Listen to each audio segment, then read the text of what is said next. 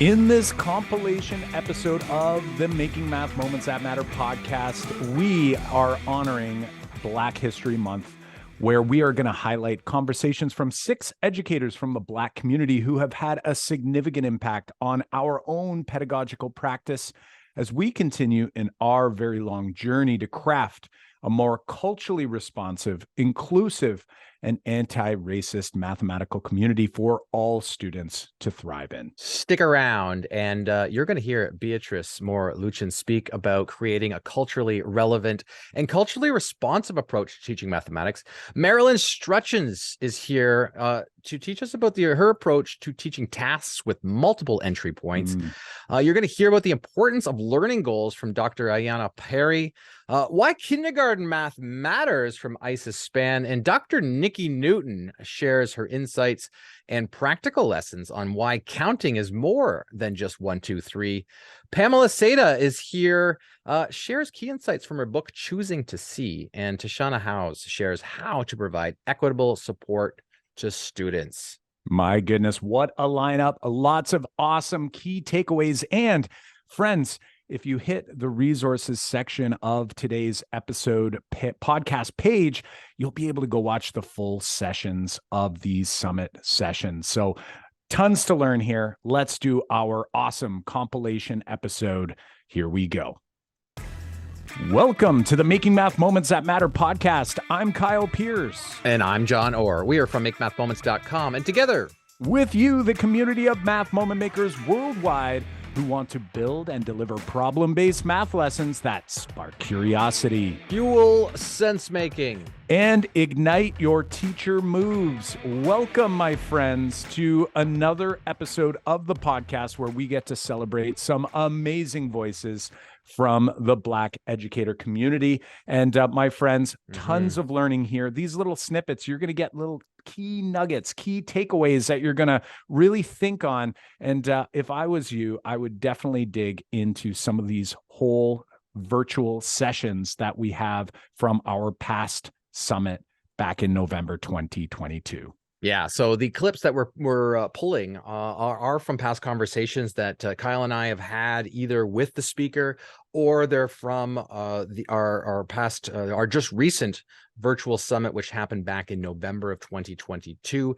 So we're pulling snippets from those sessions and putting them here so that you get you can also learn alongside these educators, just as we have over this last year. So let's dig in here. We're going to not waste any time. Our first speaker here from the virtual summit this year is Beatrice Moore Luchin, going to talk all about creating culturally relevant and culturally responsive approach to teaching mathematics instructions. Here we go.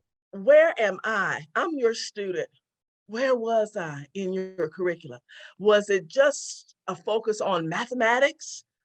Or did I see myself as someone who could do mathematics? Did I see myself as a mathematician? Did I see with the everyday problem solving, maybe with some of the historical pieces that you introduced into the classroom? Was I there? Beatrice, was my history. Can I just interrupt just a sec? I think some of that lag we experienced before everybody got here is happening just again. I'm going to recommend, I think, even though I think it would add to it to see you, I'm wondering if we turn our cameras off and then the screen shows up, then that might just kind of eliminate that lag. So if we take everybody has their camera off, that might kind of speed up that connection. Is that okay by you? Yes. Okay. Sorry about that. Sorry to interrupt. No worries. No worries. All right. Culture in the mathematics curriculum. As you are teaching mathematics, is my history and my culture being included? So again, let's just think through these questions, and we're hearing this from the voice of the student. Was I in the curriculum? I'm your student. Where was my history? Where was my culture? You know, I have had posters and put them up in the classroom, and many, many years it was more difficult to find, but now because of the internet, it's a little easier. But a lot of times when we buy posters or we come across things about famous mathematicians, do they look like the students in our classroom? So while we owe it to our historical figures, yes, very important not to forget them, but don't we have some contemporary people who are successful, who look like the students that we serve? Where was the connection between my background and experience and what I was learning? Did I just learn math for the sake of learning math? Or did I have connections between the math that I was learning and who I was as a person and where I was from, and even the things that were interesting to me? What does it mean to be culturally relevant?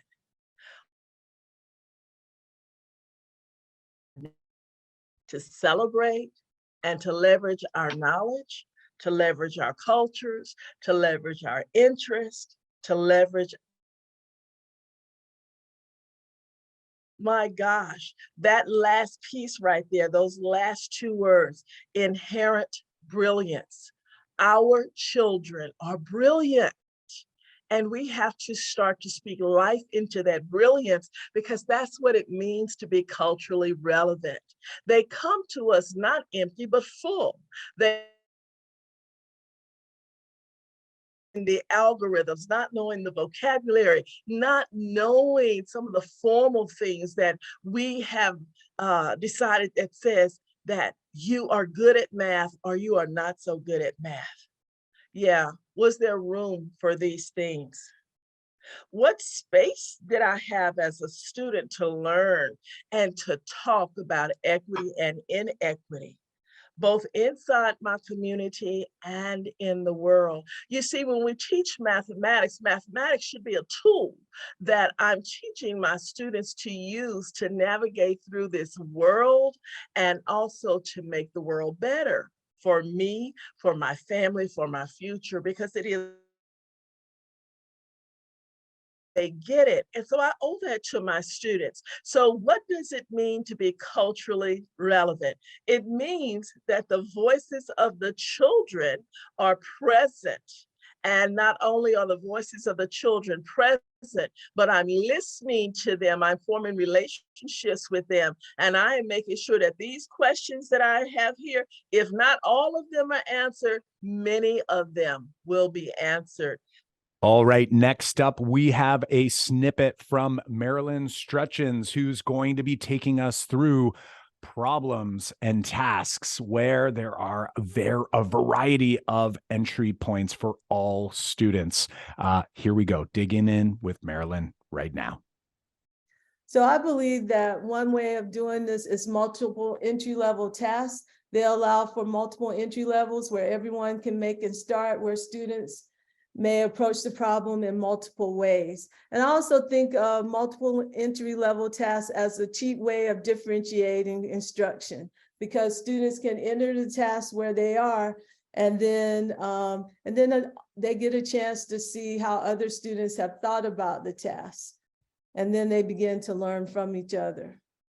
And so types of multiple entry-level tasks include open-ended tasks that have many avenues of access and allow students to respond in a variety of ways. They include tasks that require students to explain answers, solve non-routine problems, make conjectures, justify their answers, and make predictions.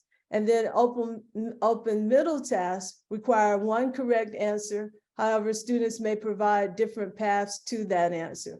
And that's what makes it really nice, is that students can see that there are multiple ways to come to a solution.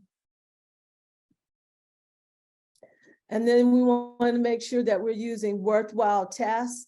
And so worthwhile tasks, regardless of the context, worthwhile tasks should be intriguing with a level of challenge that invites speculation and hard work, such as tasks. So these tasks often can be approached in more than one way, such as using an arithmetic counting approach, drawing a geometric diagram, enumerating possibilities, or using algebraic equations, which makes the task accessible to students with varied prior knowledge and experience. Next up, we have Dr. Ayanna Perry, talking all about learning goals and how to create them and the importance of those learning goals. Here we go. Okay, and so want to talk a little bit about their learning goals as equitable teaching tools.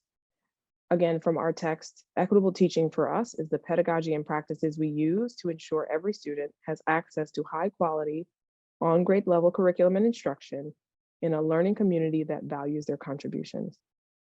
And I would add that those contributions are mathematically pertinent, right? I really love math. I like being in math classes, but I didn't want to be the kid. They were like, I just really love it that you're so eager to learn. For me, that's great. I like being an eager learner, but I also want to know that the questions I ask help move the work forward because I'm helping myself and my classmates dig deeper into the mathematics that we're understanding. This is similar and related to an idea of assigning competence that comes out of a complex instruction pedagogy out of California. But the idea here is that the contributions that we value about all students should be mathematically relevant. And every student is making a contribution that is mathematically relevant when they're engaged in the work. And as teachers, the more we name that, the more we develop confidence in our students about their ability to engage in the work, right? So, learning goals as a tool for equity. Your detailed learning goal should broaden our perspective of doing math. And in our examples, we looked at use the operation of addition, using manipulatives, using the fact family, explaining what solutions mean in words, right? Like those are all the ways in a class that I would look for someone engaging in math. And our assessment of who is doing math. If I'm only looking for using the appropriate operation, one type of thinker, and the person who probably most quickly gets to the solution is who gets to be doing math. But if I'm looking for all these different ways and also connections between those different ways, then more students are on my radar. It also broadens our understanding of students' capabilities. Sometimes I can't just means I need another strategy. I need another structure. I need something else to kind of help me gain access. I'm reminded of Lesh. I don't know his first name, but there's a Lesh model to tasks. And it's usually books start with words or pictures, but there's also, you could start with a model, you could start with a written word, you could start with a symbolic, measure. And so sometimes what I notice in my own practice is there is a form of math problem that I like the most that makes it easier for me to engage in the problem. And that's the one I just give to my students all the time. And so if I switched up how I invite students to engage in the work, then I can't shifts to, oh, I know how to get into this. I can make sense of this picture. I can make sense of these symbols. So making sure that we vary the way that we introduce math so that we are also inviting students to show us what they know. And then it also supports students in building confidence in their capabilities. Once we are giving them more time to show what they know, we are also able to point it out for them. Yeah?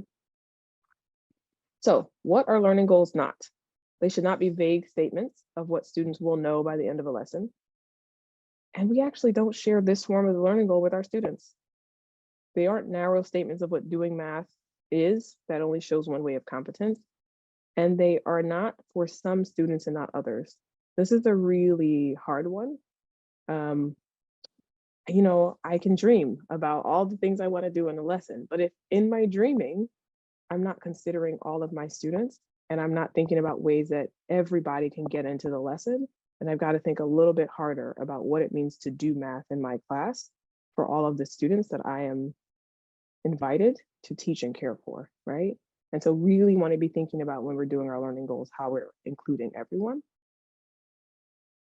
And what learning goals are. So they are detailed, measurable statements of what students will learn, demonstrate, and do by the end of a lesson. And they're to be shared with students in a different form. So this is a form of a learning goal I might share with the student. Today, you'll expand your application of simple operations to solve for X. You'll also continue to discuss equivalence to differentiate it from equality. Students know what they need to be thinking about, and they know what conversation they're going to continue, and it's to be applied to all students. All right, next up on our list is Isis Spann. And guess what? Isis is passionate about kindergarten math. And hey, who shouldn't be, right? Kindergarten math is the foundations, the building blocks of helping our students become numerically fluent and flexible. So take it away here, Isis. Just some quick data points from my data people that love data. I wanted to make sure that you guys felt welcome during this talk. So I brought you in some numbers from South Carolina specifically around mathematics and our kindergartners that are coming into the classroom. 50% of our kindergartners are entering the classroom unprepared to do reading, basic foundational reading and basic foundational math. We are in the era where math is almost like second to reading, where everyone's in love with reading and they're reading logs and reading conferences and reading trophies. And math sometimes gets that Cinderella in the beginning of the movie treatment, where everybody hated Cinderella and the stepsisters were evil and all of that, all of those different things. And then by the end, which this era that we're in right now, everyone is just like, oh, you know what? Math is important too. So this is why spaces like this is very important. Presenters, administrators, teachers like yourselves are very important because we have to continue to carry the torch for math. We have to continue to speak up. We have to continue to advocate for it because data is showing that our children are showing up and they're not prepared. There are jobs being created for children that need this really strong foundation in math, and they're going to be ill prepared.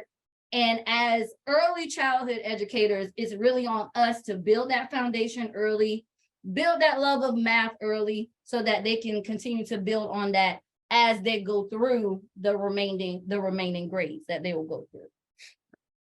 All right. So one of my favorite math mentors came up with the term mather. She says that readers read, writers write, and mathers math. And what we do at Fundamentals of Learning before we start any tutoring session, before we start any workshop, we always put this affirmation out that I am a mather. I can read numbers, I can write numbers, I am a great mathematician. And for me as an educator, this is the biggest piece for me because a lot of children that I encounter, they are not confident, right? Before we can even get to content, before I can even get to teach them, they already feel defeated. And just like the mom in this photo, every family that I work with, they always get affirmation cards because even families need to know that you can do this. It might look different. It might sound different. It might not be what you experienced when you were a kindergartner or when you were going through school, but we're in this together. So this affirmation really helps us to build that family. It helps us to build that connection so that families understand that they can do this role just like the educators and the teachers in the building can do that role as well. And you're in for another special treat here. Dr. Nikki Newton is back. She's been with us a number of times in the summit and also on this podcast. She's going to share some info about and some practical lessons about counting and why, you know, counting is just more than 1, 2, 3. And we want you to capitalize on her insight. So here we go. So today, I want to talk about Clements and Tarama learning trajectories. And there's around 20 in the Number Worlds book. They had around 20 levels, and they've played with that a little bit on the learning trajectory site, but basically they're the same. My question always is, why is everybody working on the number 4 when I go into the classroom? Because they're like, some kids know the number 4. Other kids are still trying to figure out what 1 looks like. Some kids are like, I know what 1,000 is. So why is everybody working on the number 4? Why is it that we teach counting in such a regimented way that today is the number 4? And if you don't know any of the other numbers, oh well. And if you do, oh well, because today is the number 4 and tomorrow is the number 5. So you better get the number 4 today. And so, but what happens if you miss 3? I don't know. So my question is, why do we teach counting in that lockstep way? I really believe what Tomlinson said. At its most basic level, differentiating the instruction means shaking up what goes on in the classroom so that students have multiple options for taking in information, making sense of ideas, and expressing what they learn. In other words, a differentiated classroom avenues to acquiring content, to processing or making sense of ideas, and to developing products so that each student can learn effectively. We know that play is important. In 1959, the UN Declaration of the Rights of the Child said that play is actually a right of the child. And in 1977, the International Play Association had written extensively about play and its importance in the role of learning, as well as an AYC. So play, how do we do it? Why do we do it? How is it important? In classrooms, still often I will see things like this, worksheets. But see, it's not play or learning, it's both. And I think bingo, for example, is a great example of that. You are playing, but you are learning. So instead of just drowning our kids with worksheets, we should do stuff like this. Games are a great playful way to get children to engage in powerful mathematical thinking, right? Powerful mathematical thinking. So is it just this or is it that, right? So this is my friend Nancy Numbers, right? Or you can call him Neil the Number Cruncher, and he's right here. And what Neil does is he eats numbers. So again, it's a form of play, but I'm asking kids to do something that is academically based and standards based to recognize numbers. And so the kids might all have numbers, and then I'll say a number. They have to recognize their number and feed Neil. So the point is that play should be an active part of what we do every day. So I want to set that as kind of our theoretical framework, play as a basis of understanding, right? As a foundation for learning to do things. So looking at the 20 levels, and I told you I'm building on mainly Clements and Sarama, but certainly I'm building also on the work of Wright and Bermejo out of Spain. I mean, there's so many people that have done excellent work around counting. But when Clements and Sarama talk about learning trajectories, there's a counting trajectory in particular. They have tons of trajectories, but they have a counting trajectory in particular. And they talk about learning trajectories as the standard or goal, and then the developmental learning trajectory, and then the activities for the learning trajectory. And oftentimes what I see in classrooms is teachers going, what's the standard? What's the activity? Rather than what's the standard? And then what is the learning trajectory of that standard? And then based on that learning trajectory, where students are, we're going to give them appropriate activities. All right, next up, we have a clip from a recent podcast episode where we spoke with Pamela Seda. Pamela is the co-author of Choosing to See, a Framework for Equity in the Math Classroom. And you've got to listen to this entire episode after you hear this clip. But here's a little snippet and a big takeaway for you. Well, I will say when it comes to inquiry-based learning, that definitely was not on my radar when I was started teaching. Right. That wasn't something until later when I started attending professional learning conferences and started being around other people, like-minded people. The inquiry-based learning was something that definitely came much later in my teaching career.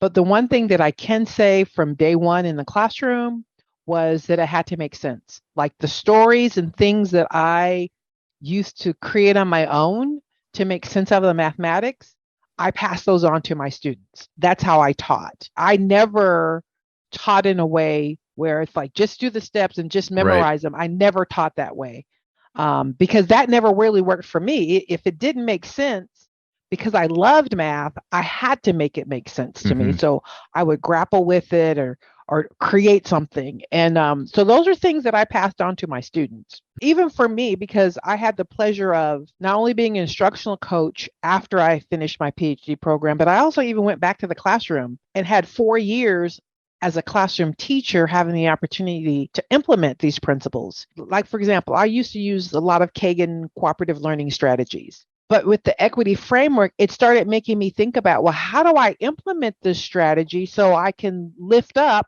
my low status learners? Something I never would have thought to do before because I didn't have that lens. I wasn't paying attention. Or how might I implement this task and how might I just change it just a little bit so that it is culturally relevant? It's just things that I was doing that with best practices in math ed weren't necessarily meeting the mark, because I wasn't thinking about how does this impact my students who are being operated on by stereotypes that exist in our society.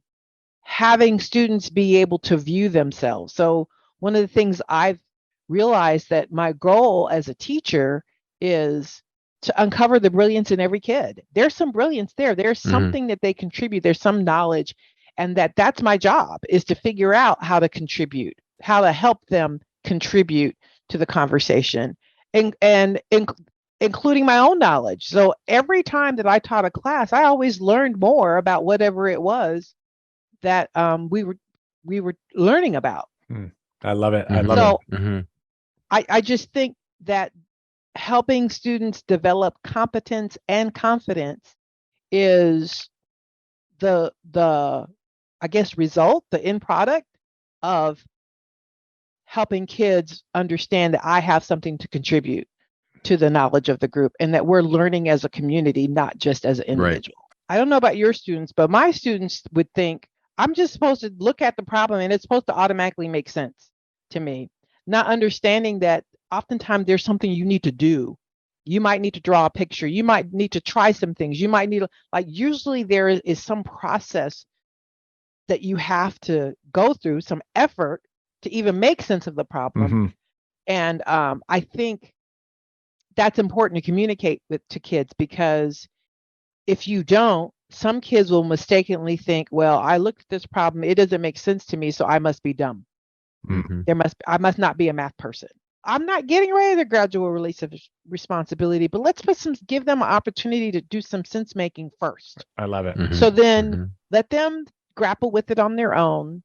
Let them grapple with it with some classmates, have some conversations. So then when I get to the I do and I'm talking, I have something to build on, that I can connect it to this work that they've already been doing. And it's going to make so much more sense to them. You know, even as students did things that I didn't want them to do, they may have been disruptive in class, and that doesn't mean that I don't hold them accountable, but I realize that I can always do it in a kind way. That being mean or harsh is never called for. That that you do demand. I have had high expectations, but that warmth and that communicating to students and actually saying, there's research that says when you follow whatever your instruction is with, I have high expectations of you, but I know that you can meet them.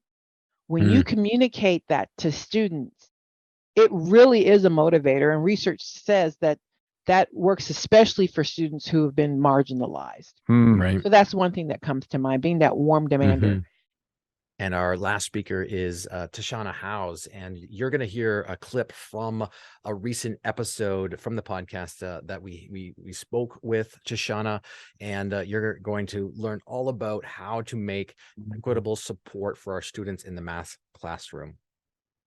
Knowing your students and then having a keen understanding of the content, and that understanding have to be in a way that we understand the coherence of what comes before me and after me, meaning what I'm teaching, what comes, if I'm teaching algebra, what happens in middle school that connects or bridges that algebra, what happens in Algebra 2 geometry, so that having that type of those two things together are going to help us unpack really good equitable assessments for our students. Yeah, totally. Like knowing what they can do, what they and knowing that the student is so important. And I think, and unfortunately, I think for a lot of teachers, and I'm going to go out on a limb here, a lot of, and because Kyle and I always kind of hash on high school teachers because we're both high school teachers by training. I'm still a high school teacher, but high school teachers, we've said in the past, like I think a lot of elementary teachers get into teaching because they really love the kids. And it's very natural for an elementary teacher to go like, I want to teach the kid. I got to get to know the kids. Whereas I think high school teachers, especially for me, and I guess that's why I'm speaking for experience. I had to learn that. I had to learn because a lot of us get into teaching because we like the subject.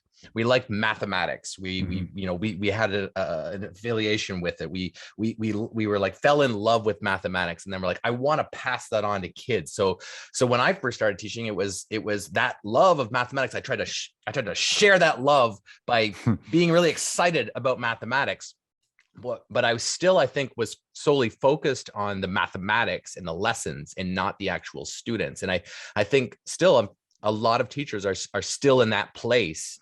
So I'm wondering, Tashana, if you can fill in some gaps for those people. Like I know that most listeners of our podcast are probably teachers who already know that they have to teach kids and have to understand and get to know students. But I'm wondering if you can compare and contrast, like think about a teacher who is only focused on the mathematics and not the student and what they're missing out on.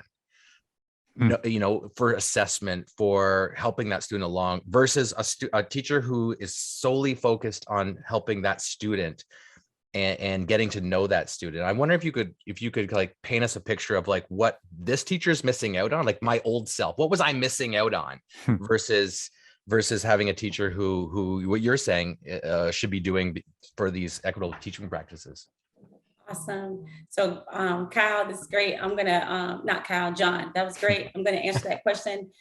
But if you can pause the recording, my computer's about to die. So I want to plug it in real quick. Yeah, no sweat. We'll pause it. Well, we'll just hang and then Ali will pause and cut it. Okay. No, here right now. So Ali will do a little bit of trimming and he works wonders. So he's got it covered. Awesome. Great. So just to answer your question, so what are some teachers missing out on? Number one, you miss the opportunity to really, what word am I looking for?